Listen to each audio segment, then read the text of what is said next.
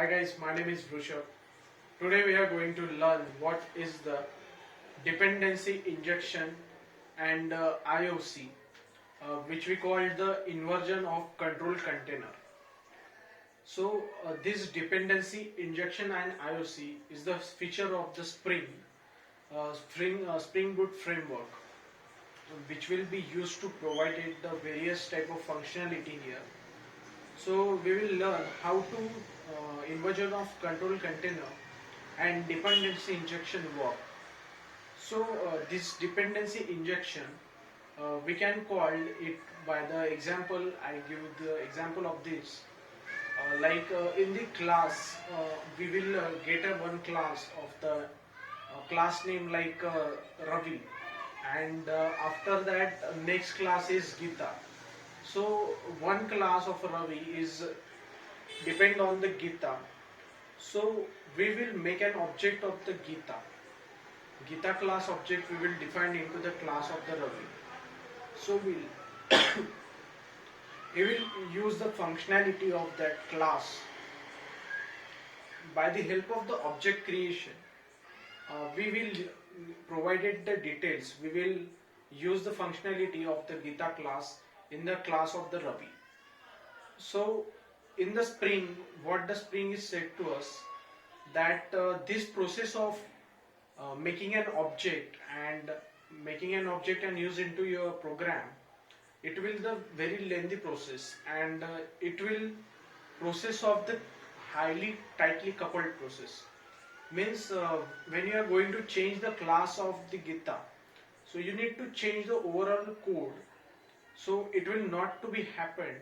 So that's why our Spring Boot framework will provided you the concept of the dependency injection concept.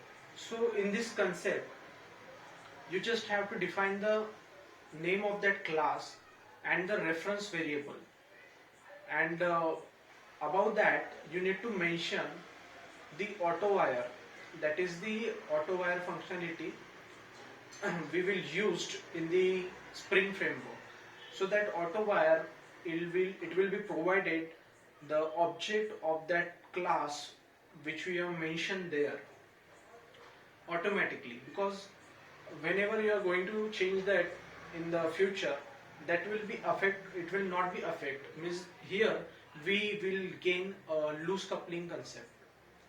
And because of this, that container will be provided, means whenever this dependency injection will be happen, the first, when your compiler will run the program, the one thread will be generated, and it will make all the objects, all the objects and object references, and store that object into the one container. That container is the inversion of control container, and whether the demand will be occurred, whenever it will need to provide an object of that class, it will get that object from that class and inject it into the side of the class.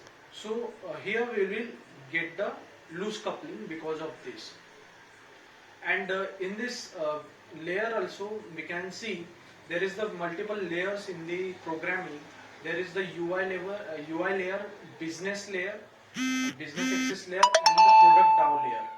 So in these layers, whenever we need to whenever we need to write our code, we need to make in an object of the various layers to the each layer.